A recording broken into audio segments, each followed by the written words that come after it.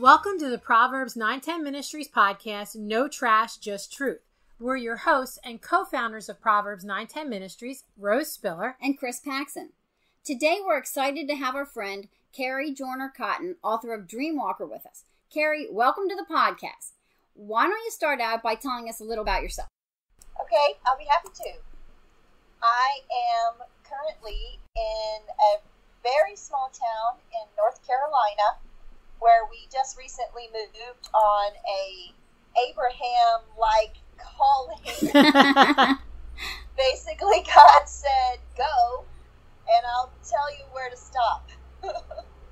So that was quite an adventure for our family. I was born and raised in Louisiana, Baton Rouge specifically. Graduated from Baton Rouge Magnet High School and decided to go to college at East Texas Baptist University. Tiny little college there. And that is where I met my sweetheart. And we got married right after college and moved to Alaska. Wow. Where at in Alaska? We were in Fairbanks. Okay. He was in the Army, and that was his first duty station. So wow. We spent the very first year of marriage alone winter in Alaska. Nice. Is that a part of Alaska that gets like 6 months of pretty dark? Yes, it's in the interior. It's right in the middle, so it's kind of in a valley, and it's pretty isolated from other places. We had to drive a couple of hours to get to Anchorage, where there was a Walmart. Wow. Oh my. Of course. There were stores and things, but they were small stores. And anyway, so I actually would probably recommend that to people who are newly married. Just go off in the wilderness for an entire year by yourself. It makes you learn to rely on each other, I'm sure. Yeah, figure it out. Yep. In the winter, where you can't even go outside. Yes. We learned a lot about each other, and probably there were times where we were like, what have we done? We spent 2.5 years there, and then we moved back to Texas, where we eventually both became school teachers. Spent the next 12 years in Texas, where we grew a family. We have 4 children, and we were perfectly happy doing our thing, planning even for retirement, which was, like 10, 12 years away. And then all of a sudden, God was like, hey, so I'm going to need you to pack up everything, sell all your stuff, and I'm going to need you to move off somewhere else. Oh, my. And we were like, wait, what? So that's where you're at now, in North Carolina? Yes, we ended up in North Carolina. It's a long story, but it's a really cool story, but nowhere near where we thought we were going to be, but it's really neat because it is a place that we have visited for almost 20 years and have loved it every time, just the beauty up here, and I've always, kind of secretly wished to live here, and now I do. So it's your fault. It's your fault that God sent you there. So it's my fault. I am to blame. But we actually live in the little farmhouse that we had passed by for years and years and years, and I would see it and think, man, how cool would it be to live there and have that view? And now you do. And so you do homesteading. We do. Well, we try. We try to do some homesteading. We have a little farm. We've got some animals, and my wonderful parents are really so supportive of us and have helped us and always have helped in every crazy dream that I've ever had. They've always been very supportive, and so they are really encouraging us as we kind of muddle through learning how to do these things. And so we've got sheep and goats, we got a pig, got tons of chickens, we've got guinea fowl, we've got turkeys. Wow. We've got ducks, and we're growing a garden, trying our hand at different things. This is our second year to have our garden, and one thing we've really learned is there's no end to the weeds. No. Yeah. That is so true. And it's been the rainiest couple of years North Carolina has ever had, and I'm pretty sure that's our fault. I think we brought it from Texas. Yeah, maybe. So your husband's a youth pastor? He is. He works as a part-time youth pastor at a little church here called Friendship Baptist Church, which is the church we would always visit when we came up here on our vacation. Wow, that's pretty cool. I would say it's crazy, but, I know God. Yeah. And so my theme for my whole life is like, it's almost as if by design. So weird. So in all of that, how did you come up with the idea of writing the book Dreamwalker? Okay, well, I have been a writer since I was a little kid. I would write, I think in second grade, some friends and I wrote our first non-fiction piece, which was about dinosaurs. It had chapters and illustrations and everything. And then I think I still have my very first story that I wrote, which was called Amanda Friesel Fruzel. That's crazy. I know, it was probably, 7 or 8. And it was about a little girl with a weird name, and people would make fun of her. And then she met a teacher that had a weird name that everybody liked. And so that was that. And I've written stories my whole life. I have this crazy imagination. I've always had crazy dreams. It's weird and, it makes me kind of strange. But I think that a crazy imagination is something that God gave me and wanted me to use. And eventually I did. But I would start stories and I would never finish them. I guess I would just get overwhelmed with trying to go from beginning to end and make a whole story. I would have little bits of ideas. And I would be like, oh, this is awesome. But then I wouldn't be able to tie it in with something that actually made sense and had a complete, arc or circle. And so about 11 years ago, I started this story about this girl who could walk in the dreams of other people. She would go to sleep, and if they were asleep, she could go into their dreams. And I probably wrote the really emotional, intense parts first, because that's just me. That's my personality. I've got a lot of emotions. And so I would write those parts first. And I was thinking when I was writing, because that's kind of the story that I like to read. I like those kind of fantasy, science fiction-y, supernaturally kind of stories. And as I started writing it, I struggled because I'm also a Christian. I love God. I love Jesus. I have since I was 7 years old. It is who I am. I can't separate that out. Mm-hmm. Right. But I thought because of the content of the story, not that it was bad, but it was just different, that I couldn't fit faith into that fictional story. I just couldn't do it. I thought that was not okay, that it wasn't allowed. And so I just didn't. I just tried to write a straight fiction story without God or faith. And it wouldn't happen. Shocker. You're in good company. I mean, C.S. Lewis and Tolkien, you're in great company writing, putting the gospel into fantasy and science fiction type things. And sometimes when people try to put faith and Christianity in their fiction, it just comes off corny and forced. But this didn't. Well, that was another huge thing for me when I got to that point was I don't want this to be where somebody's rolls their eyes at it. It's like, ugh. Yeah, been there. I've done that. Rolled your eyes, or well, I've rolled my eyes a lot, but I've been reading fiction novels, and they force the Christian stuff in there, and it's just so sappy. Or I didn't want to just sprinkle it on. No, right, like a topping, like an afterthought. And so over the next 10 years, the characters would come back. Andy would come back to me, and I would miss her because I had spent a lot of time thinking about her and who she was. And so I would just kind of write bits and pieces here and there, and then get frustrated and quit when I couldn't make it come together. And then 2 years ago, when God moved us up here and changed our whole perspective on life and really worked on us and our hearts with understanding what it means to surrender and the freedom that comes with that surrender. Because if we trust the God of the universe, who created us lovingly and with a purpose, then we should willingly surrender to his will in our lives, because there is nothing better. Exactly. We think we plan our steps and we think we know what's best for us, when in truth, he has already planned our steps and knows exactly what is best right. for us.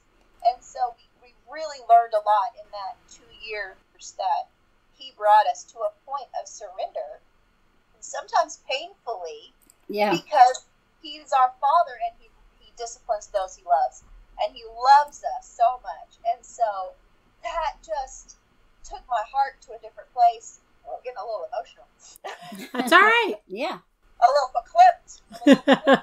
So I sat down and opened my computer and pulled the story back up and spent the first couple of months reading back over everything I'd already written and thinking, I really love this story. Aww.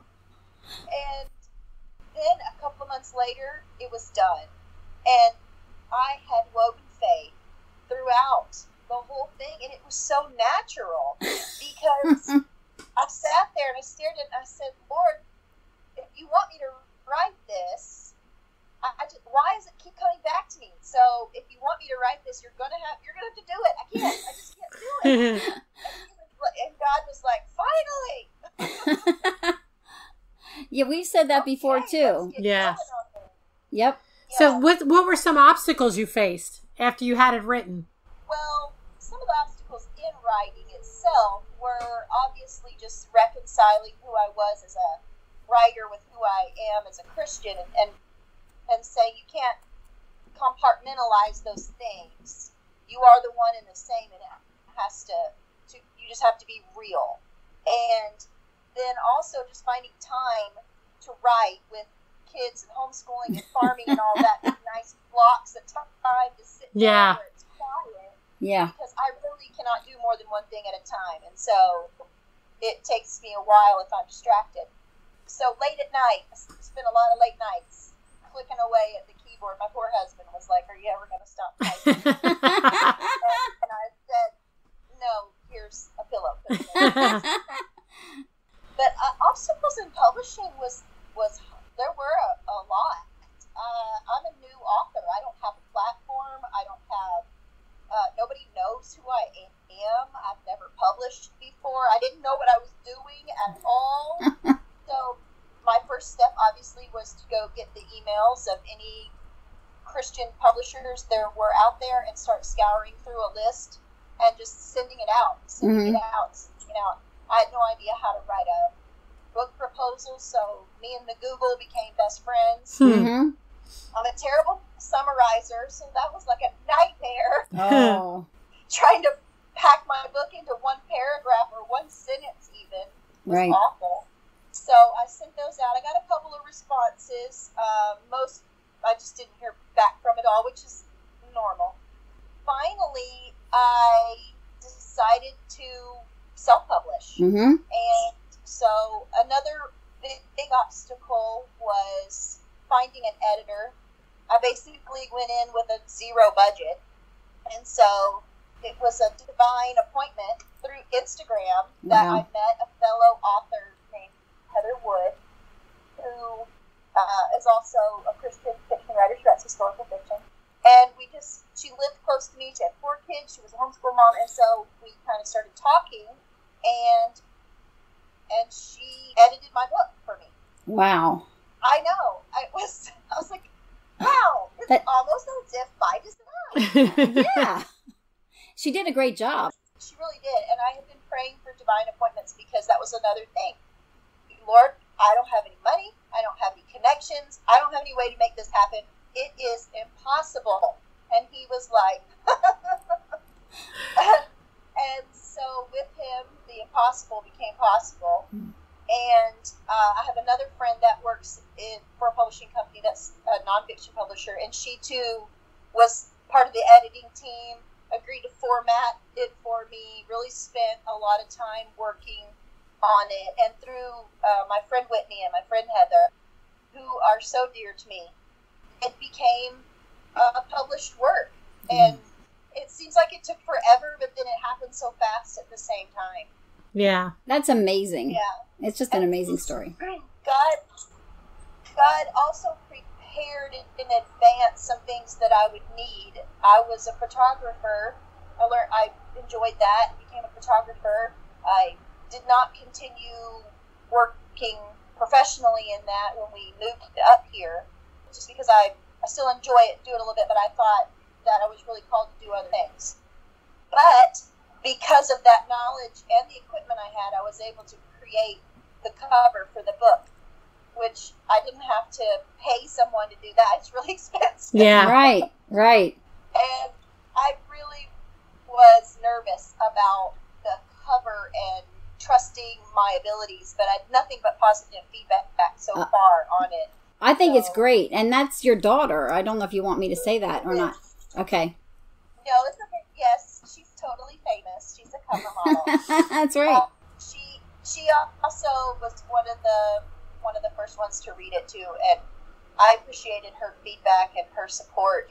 You couldn't ask for a better teenager than my oldest, and Aww. she's just a really, really neat kid who is extremely compassionate and faithful. So Wonderful. it's really fitting that she gets to be on the cover. Good. And like we talked about when we were on your launch, there's nothing like holding your printed book in your hand, is there?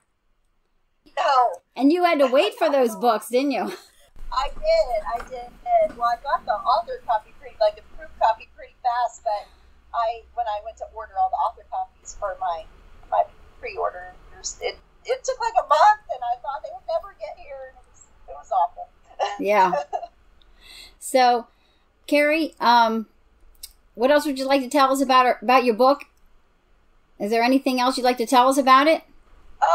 Well, I guess that I would want the readers to take away the knowledge that there is freedom in surrender, that there is a purpose for you, that I think all of us can relate to Andy feeling like she didn't fit in some aspect of our life. I don't think anybody walks around thinking, man, I fit in everywhere. I belong here. All of us have experienced that isolation or lack of purpose sometime in our life, and we wonder, why am I here? Why am I like this? And I just would want my readers to understand that there is a God in heaven, and He is sovereign over everything. Amen to that. That He created the universe with His very hands. And back before time began, He had you on His mind. And He has a purpose for you. And He created you with His hands also, lovingly, and with the desire to know you and to love you. And I just would want my readers to know that that is the truth. Right. And I hope that they walk through Andy's journey with her and feel a connection to her and know that they're not alone and that God has a purpose and a plan for each one of us. And I think you did a great job. I think you did a great job weaving that into the story. I really do. Well, thank you. That was a big concern, is not just a sprinkle, like I said before, but to have it be inseparable from the story itself. Right. So, Carrie, what's next? Well, I have written the rough draft of the sequel. It has already gone through round 1 of editing with Heather, and I'm working on the next step, which is cohesiveness and trimming up and making it a page turner. You have a title yet? Sort of. I have a couple titles I'm playing with. It's going to be Dreamwalker, but it'll have a tag after it, and I'm kind of playing around with a few phrases, and I just really want to nail down what the essence and the theme of the story is. So I might have a poll go out on the social media and let the fans decide. Oh, that's a good idea. Now, will this one take 11 years? Oh, I hope not. I hope not either, because I'm anxious to read it. Right. in my walker will come in. Oh, man. So, Carrie, your book is for sale on Amazon. Is it for sale on other Christian bookstore sites or other bookstore sites? It's on Amazon. Mm-hmm. You can order the ebook off Amazon. If you have Kindle Unlimited, it's a free read. You can order the paperback off of Amazon too. And then I also have paperbacks for sale on my website, which is carriecotten.com. And you can order an autographed copy there if you'd like, or a regular copy off my website. So that is currently where it's available right now. Okay. And where else can people find you online? We know you're on Facebook. Right, I'm on Facebook. If you just type @author Carrie Cotten, it'll come up for my Facebook author page. But I'm also on Instagram, which is also author Carrie Cotten. And I am on Goodreads. I'm on BookBub. And I am... That's it. Okay. And you can spell Carrie's name from the podcast description. Her name and the exact spelling will be in there. Yes. Right. And it's Cotten. yes. So that's big. The computer always tries to change my name. I'm sure it does. Well, Carrie, we've loved having you on our program today, but that's all we have time for. So we want to thank you again. And, you know, we hope everybody out there checks out this book. I've read it. It's great. Yes. I can't wait to read the second one. And as always, check out our website, Proverbs910ministries.com. Thanks, everyone. Have a blessed day.